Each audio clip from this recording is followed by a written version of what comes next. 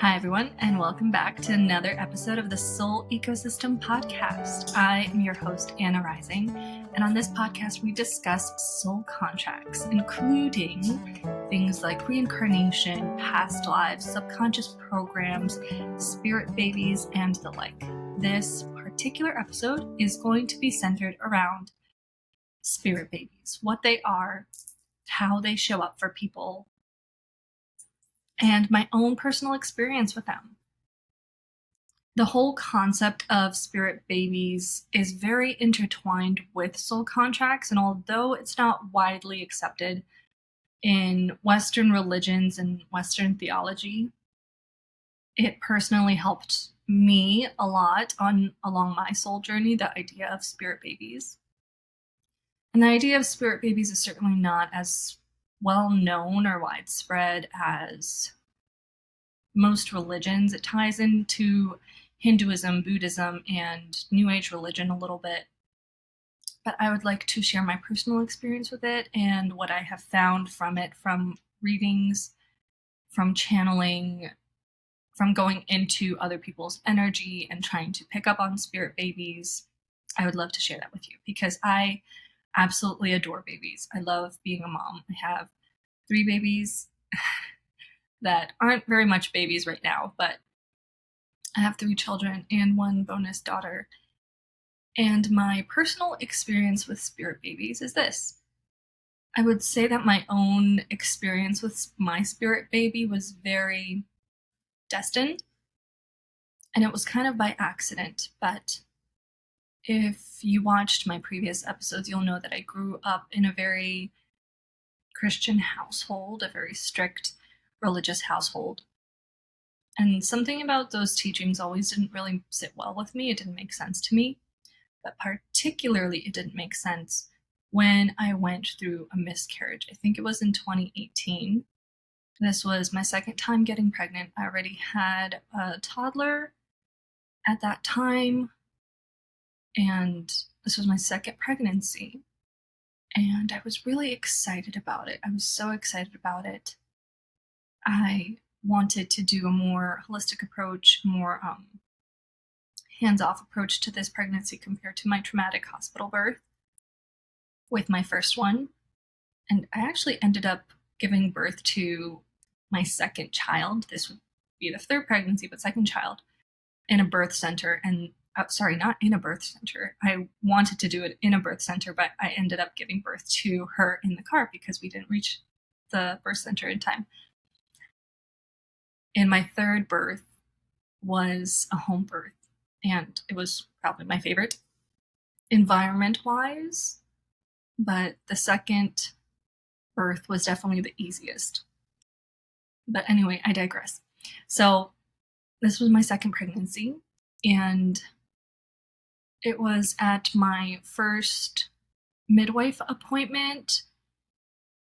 I think I should have been 9 weeks along, maybe 10 weeks along, that they couldn't find a heartbeat and I wasn't measuring properly. I was supposed to be measuring a little bigger than I was. So my midwife scheduled an ultrasound for me, and I went to the ultrasound, and they told me at the ultrasound that they couldn't find a baby. Like, there was no heartbeat, there was a placenta, but there was no baby.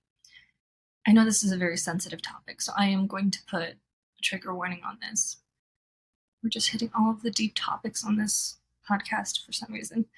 So they told me that there was no baby, that the placenta was there, and the placenta was measuring fine because my body still thinks I'm pregnant, but it's a missed miscarriage and that the baby is no longer there. So I remember kind of disassociating after hearing that. I wasn't experiencing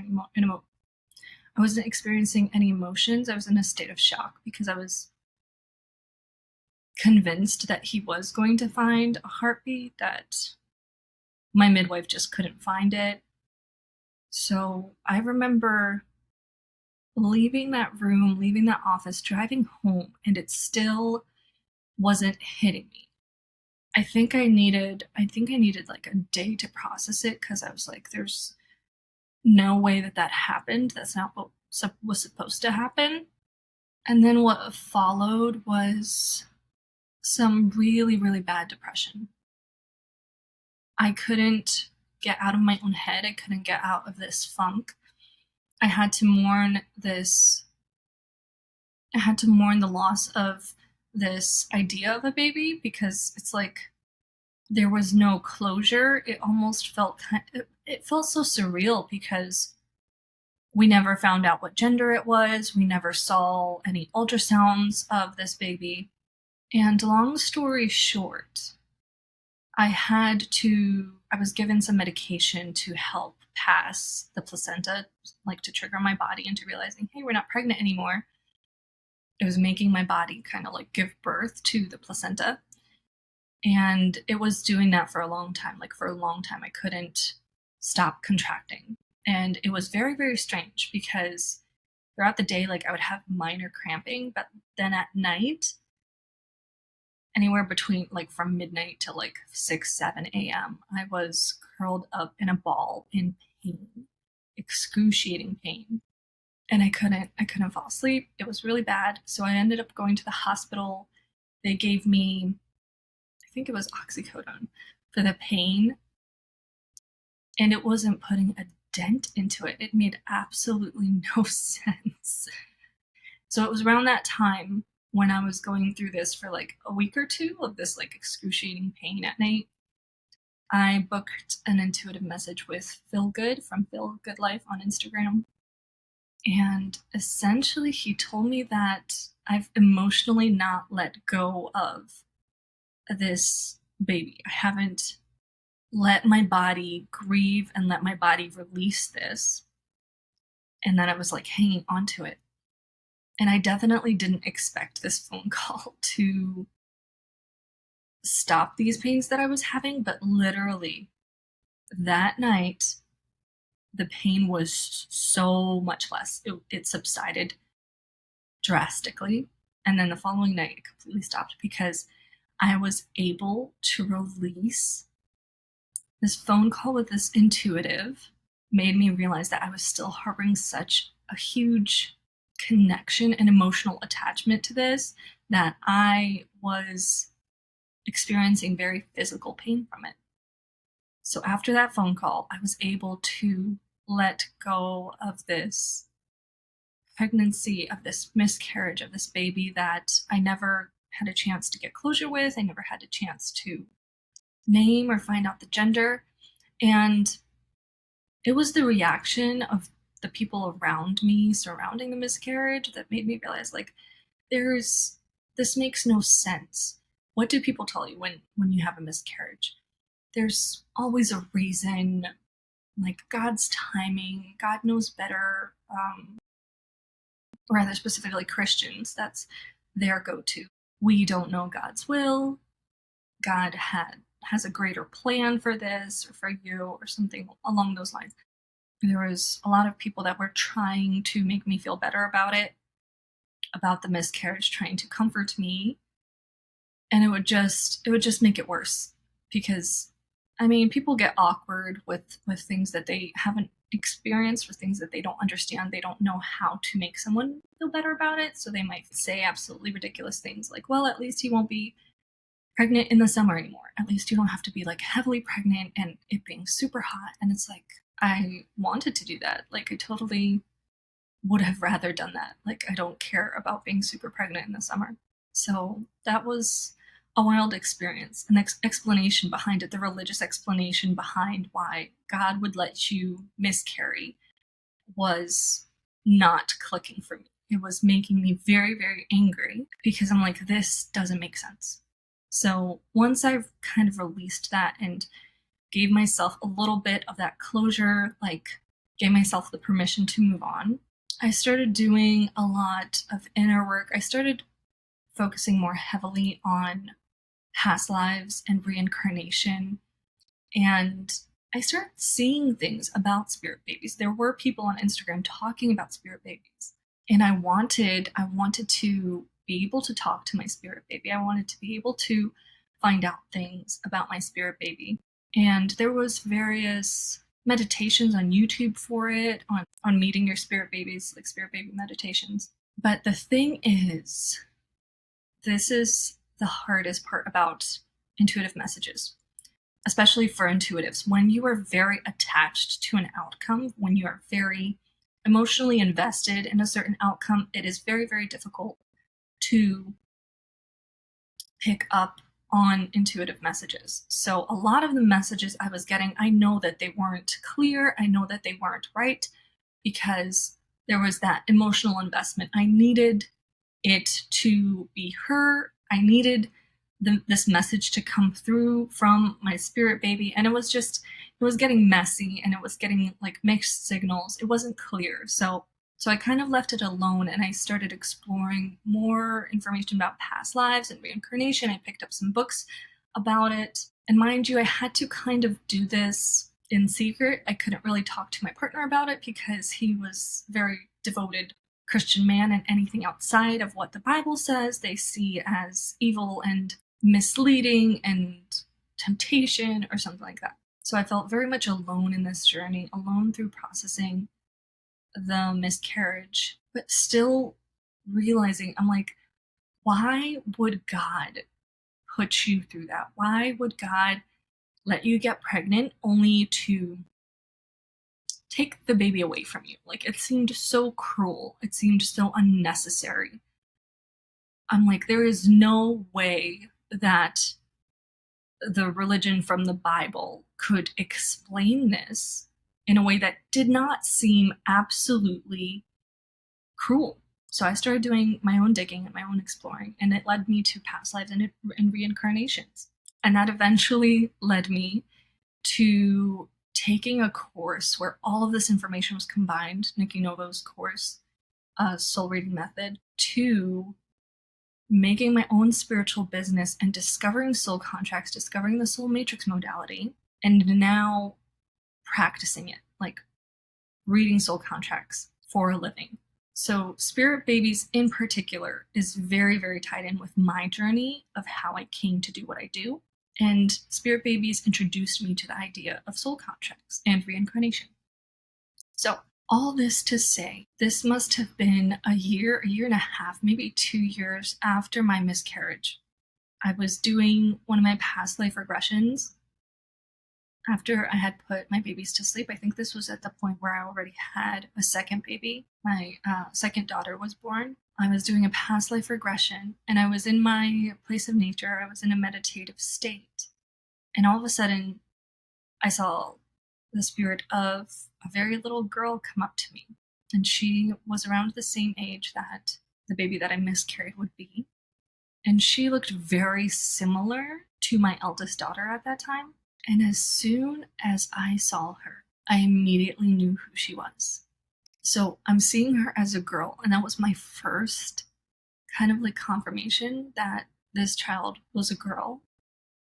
I was able to name her because of this. I gave her a name, and we hugged, and I kind of talked to her because I'm like, oh my God, I don't understand why you're popping up for me right now, but it was so great that she was there. It was so great that she came forth. I think when I managed to kind of detach from the pressure I put on myself in regards to miscarrying, in regards to not being able to carry a baby to term, which, by the way, I am so grateful. I'm so grateful to be living in a time where miscarriages aren't as taboo to talk about as they were before, where miscarriages aren't demonized and aren't blamed on women, although sometimes they are. I cannot imagine how difficult it must have been for women to go through miscarriages when there was so much pressure on producing a male heir. That was like a determination of your worth before, right?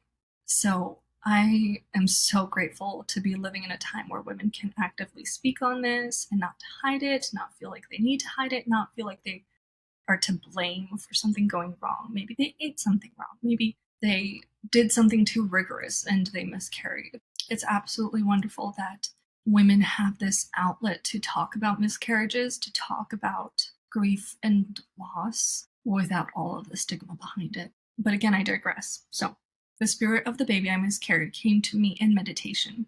I wasn't trying to channel her, I wasn't trying to intuitively pick up on anything, but it felt so real, and that moment felt so powerful that I knew that I was picking up on something.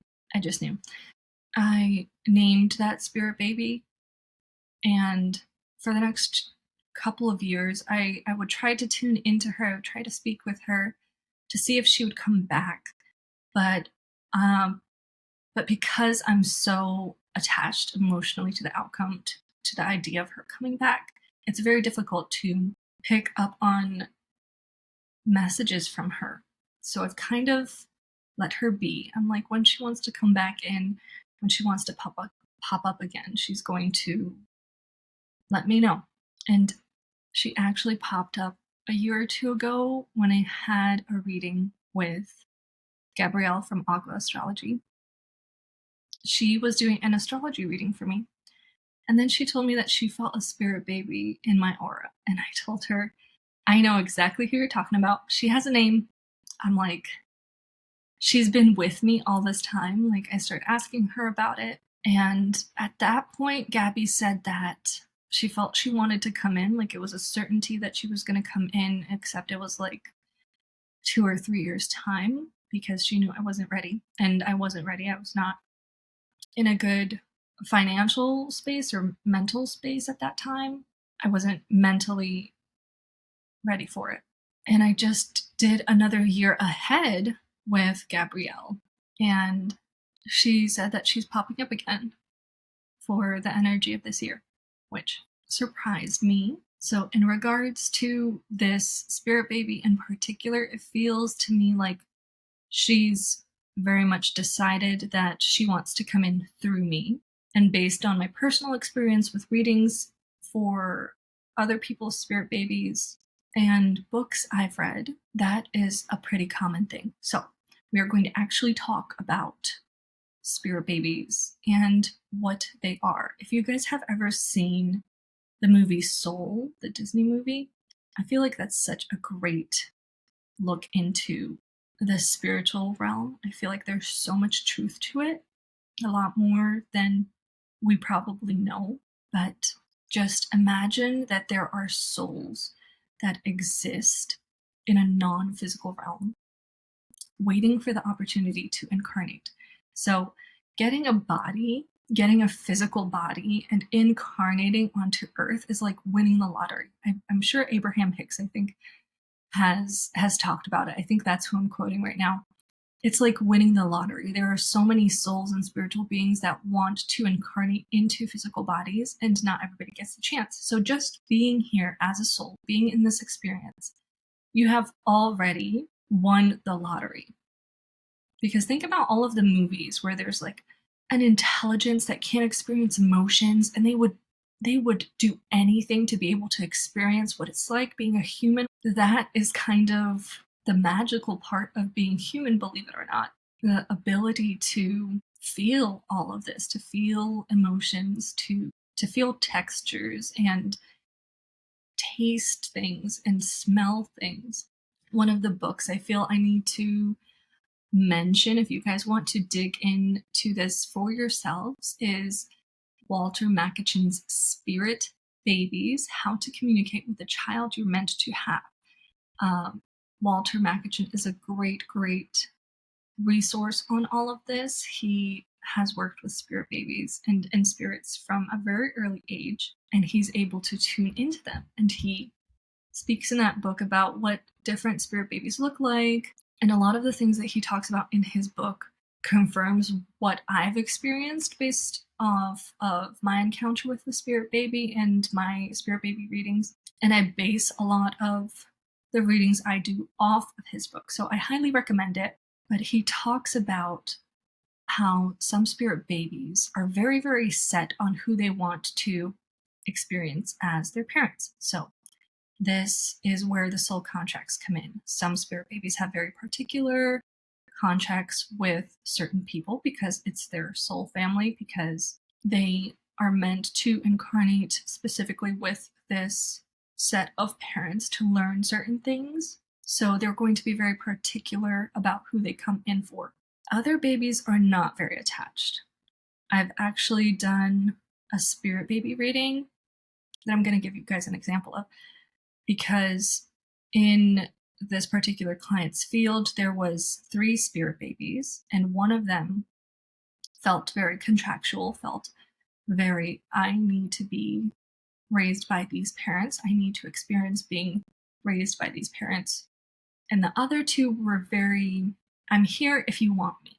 So these other 2 spirit babies in my client's aura felt like they kind of were compatible. These parents were what they were looking for, and they were just seeing if my client was open to having them as a baby. But because there's another baby that has this stronger attachment, that one is going to be prioritized. He's essentially taken up that spot, that opening, and unless he breaks that contract and leaves, these other 2 souls that aren't very attached to them being their parents aren't going to be able to come in.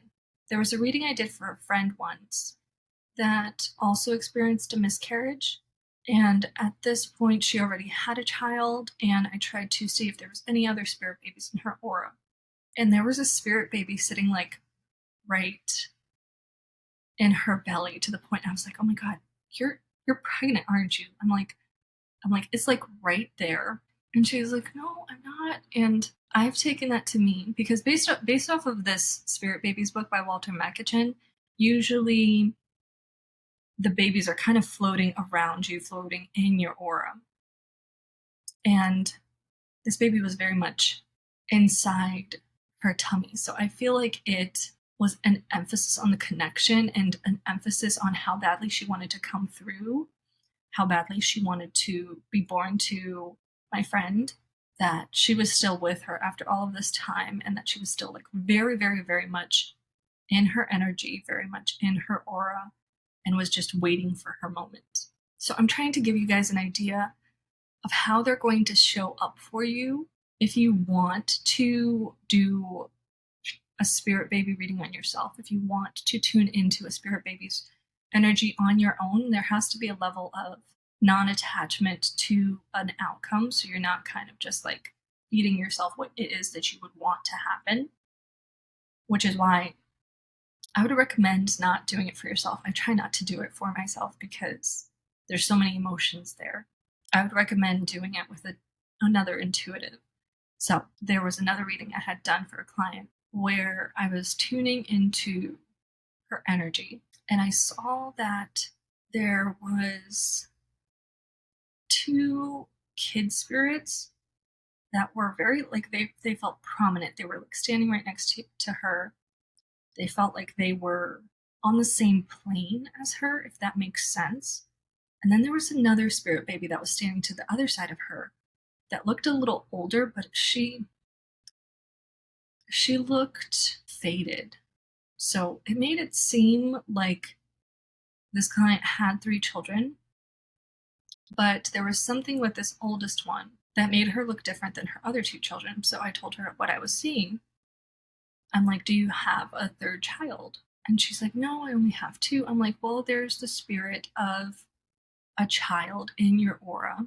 I told her the approximate age of the child, and she's like, oh my God, that sounds about right. And she tells me a few years ago that there was this period where she thought she was pregnant. I'm not sure if she actually took a test for it, but she thought she was pregnant. And then her period started, and she's like, I never got confirmation of whether that was a miscarriage or not, but now I guess I know. And that was a wild experience. So my most recent kind of spirit baby success story, I guess, was a reading I did. I think it was for that one client I had that had 3 spirit babies coming in. And the most prominent one, the one that felt most contractually obligated, basically, to incarnate, had a very boy energy. So that's another thing that Walter Mackin talks about. He talks about how there are some babies that have a particular gender in mind that they want to incarnate into, like they're only going to be a boy or they're only going to be a girl. And there are others that are very open to it. They're like, I could go either way. So I let this client know that this feels like a very boy energy.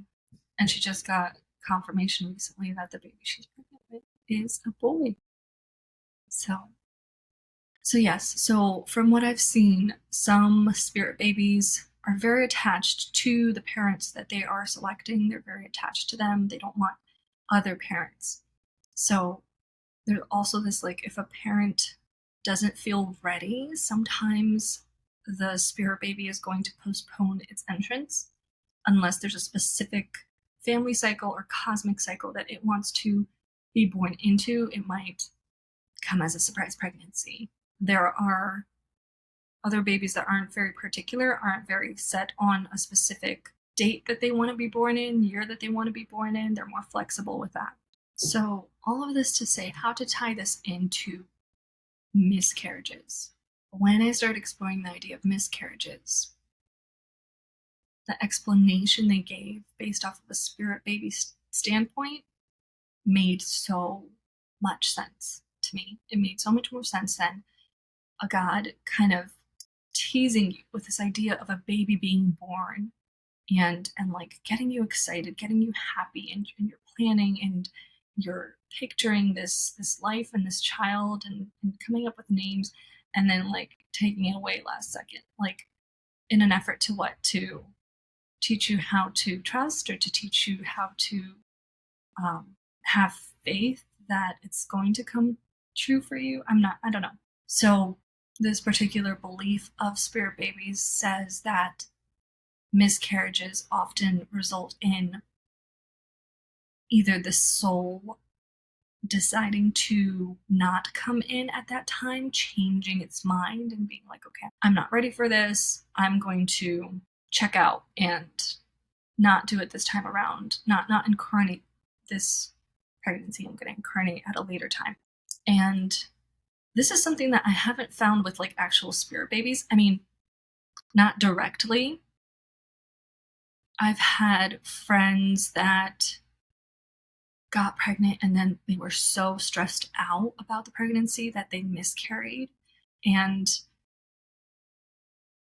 this is an assumption, but I could assume that the baby saw how stressed out the mother was and how not ready for the pregnancy she was, and it was too much for the mom. So the baby's like, okay, I'm going to come into it at a different time because I want her to actually be able to enjoy her pregnancy, actually be able to enjoy having a baby without having so much stress and pressure put on her. There's just sometimes a reason that they feel that they cannot follow through on this pregnancy. And if you question like, oh, but wouldn't they be able to see beforehand? Wouldn't they be able to experience it beforehand? The relationship, like the spirit would be watching the parents for a while, right? Wouldn't they be able to be like, okay, this is the perfect time. How come when they come in, when they finally decide to incarnate, it gets different and then they try to opt out? Walter Macachin addresses that a little bit, addresses why some spirit babies leave. But in my own personal experience and my own personal opinion, I think that sometimes souls, out of their excitement and rush to incarnate and want to experience this, they don't understand the heaviness, the density that is this energy on Earth. And once they're actually here, it feels so different. And they're like, I don't think I can do this. I don't think I'm ready for this right now. I have had sessions with clients. This wasn't even a spirit baby reading.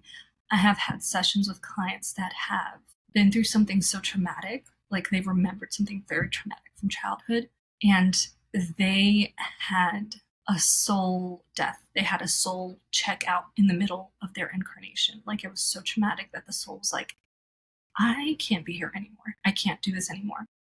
And instead of physically dying because they don't want to waste a perfectly healthy human body, instead of physically dying, they just find a workaround in the spirit realm. They find a workaround where another soul will step in. So this reading I had for this client, she's like, I feel like I'm not myself anymore. She's like, I feel like I died and now I'm just somebody else. And I'm like, did you go through something traumatic? And she's like, actually, yes. And it was around this time that I started to feel different. That reading happened shortly after I listened to a hypnotherapist that had somebody under hypnosis and found out that at the age of 4, the soul that they incarnated with decided to kind of cut ties with this incarnation. She was like, I'm done. I can't do this. This is too much. She felt very overwhelmed and she wanted to end that incarnation. And this is called a voluntary soul exit. It is when the soul feels that they cannot continue the incarnation anymore. So they go through this process where the higher powers that be see if another soul can be put into its place. Because human bodies are like currency. Human bodies are very, very priceless in the spirit realm. They treat it very sacredly and they try not to waste the experience that is a human life.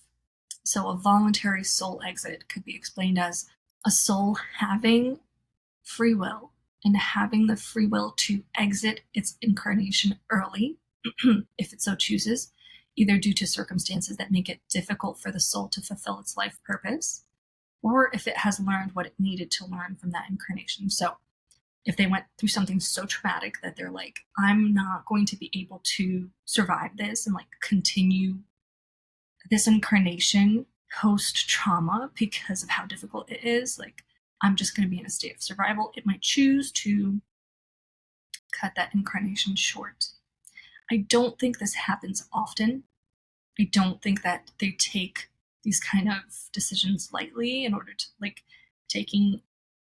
letting a soul end its incarnation and then putting another soul in. I think it's only under extenuating circumstances. So in the case where a soul might feel like it needs to end the incarnation early, there could be a walk-in soul. And walk-in souls are apparently discussed in New Age theology and metaphysical teachings relatively commonly. It refers to a situation where a soul leaves the body and another soul enters to complete or continue the incarnation. So the incoming soul is either called to take over the body or agrees to do so for a specific reason. So walk-in souls usually happens, like I said, after something traumatic, after a traumatic event, a near-death experience, or during some kind of significant life transition. This new soul might have a different mission, a different soul contract, and that mission might be able to be carried out through this body that they're drawn to or being told to incarnate into because they are compatible. The body and the soul's mission is compatible with the contract that the soul has. And a common example that people use when explaining walk-ins is when somebody has a near-death experience and they feel completely different afterwards. They feel completely new and like they're a different person. That is explained by walk-in souls. So Western religions are very much more set with a soul's incarnation, but I personally resonate with this theology so much more, though I don't understand why the spirit baby ended that incarnation still. I don't know the specific reason. I have a better understanding of what it could be. And if you guys were interested in looking into that kind of stuff, I would highly recommend you do so when you are no longer emotionally attached to a certain outcome, because even if you're not doing it on yourself and you're getting it from other readers, the messages can become cloudy, not very clear, because the emotion and the pain behind it is kind of messing with it. It's kind of like you're trying to pick up on a transmission and there's interference. Your emotions are definitely going to interfere with that. So I think that is why my spirit baby came through when it did. It was long after the fact of the miscarriage. I very much came to terms with it by that time. And I think because there was that acceptance that she was able to come through for me and I was able to get closure as to whether she was a boy or girl, I was able to name her and really be at peace with the fact that she left.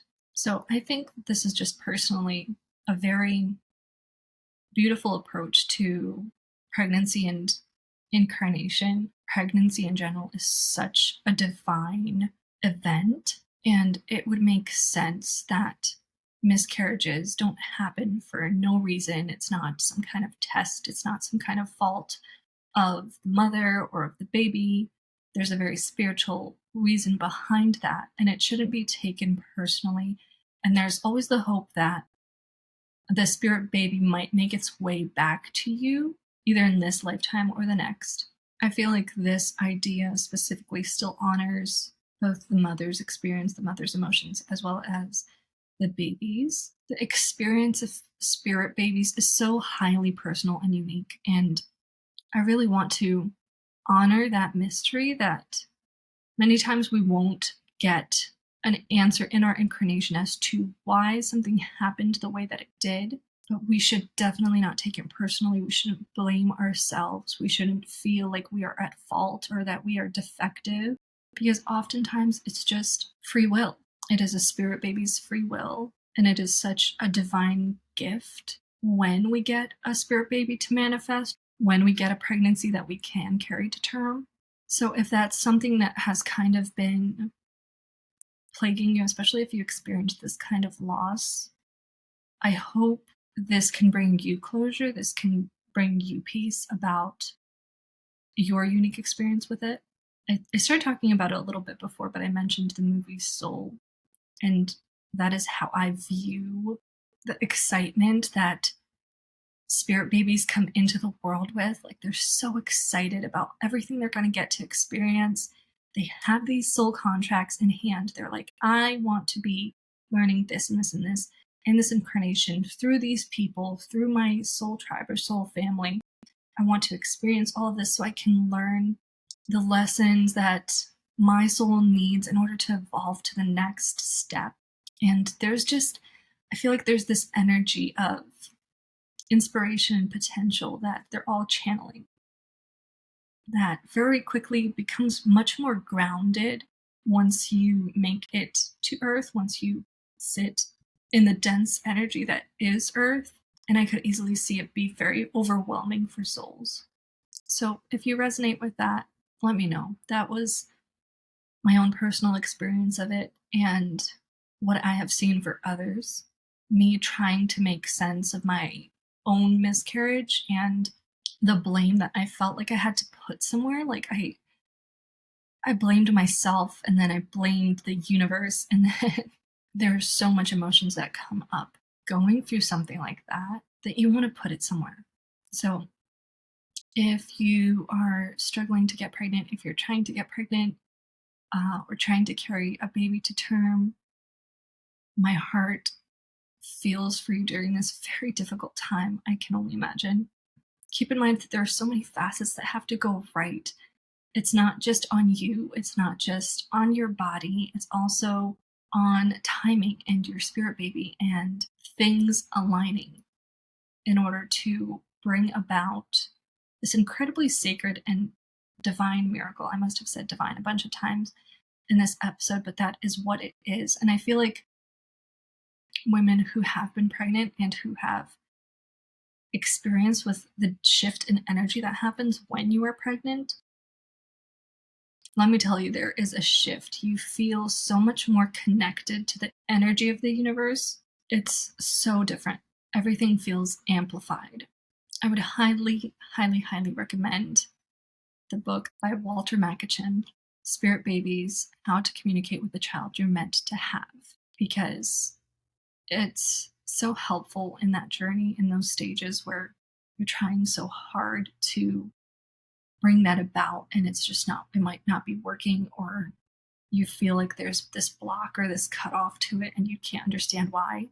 So this was a wildly, wildly sensitive topic. Thank you guys so much for listening. Thank you guys for hearing my story and my experience. I hope that it brings you some comfort knowing that these babies are not lost to us. They very much stay with us, whether they come back into our lives at different times times when we aren't ready for them, or whether we're going to see them in a next incarnation, they very much are with us, guiding us through our journey, if not physically, in the spiritual realm.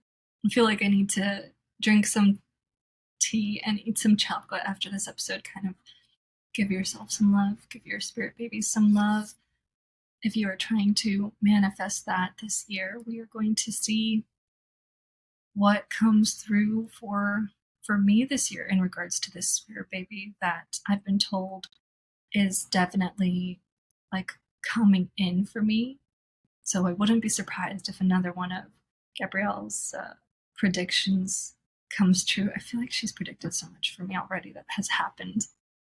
If you guys were interested in getting an astrology reading from her, she's a very, very powerful intuitive. Like, she can pick up on spirit babies when she's just doing an astrological prediction for you. So I would check her out. And if you guys wanted to get your own spirit baby reading from yours truly, you can do so on my Etsy shop at The Soul Ecosystem. You can also find my services at thesoulecosystem.com if you are searching for answers. Again, and I feel like this has to be said with all intuitive readings. Intuitive readings can be very, very healing, but it all depends on the energy that you bring to the table, how open you are about it, and how attached you are to some outcomes. Because if you are going into a love reading and you are like, is my boyfriend cheating on me? There are wrong questions to ask and there are right questions to ask. I'm cringing at myself saying this because I remember being in that boat where you're asking these questions where like you have a specific answer that you want to hear, and when you don't hear it, it's like, but if you're asking if your partner is cheating on you, the next question you should ask is, why do I not trust my partner? What is going on there energetically that I feel like he is being unfaithful or she's being unfaithful? So there's this attachment to an outcome. I've found that intuitive messages, intuitive readings, spirit baby readings, they work best when there is this surrender where you're prepared to hear the messages from your guides, from your ancestors and your spirit baby, when you're prepared to hear the messages, not that you want, but that you need. And I feel like professional intuitives are going to relate to that a heck of a lot. So again, thank you guys so much for listening. Thank you for your support. I am sending you so much love. I will see you guys next time for episode 10 of the Soul Ecosystem podcast. You guys can catch me next Friday. Sending you love and light. And have a great weekend.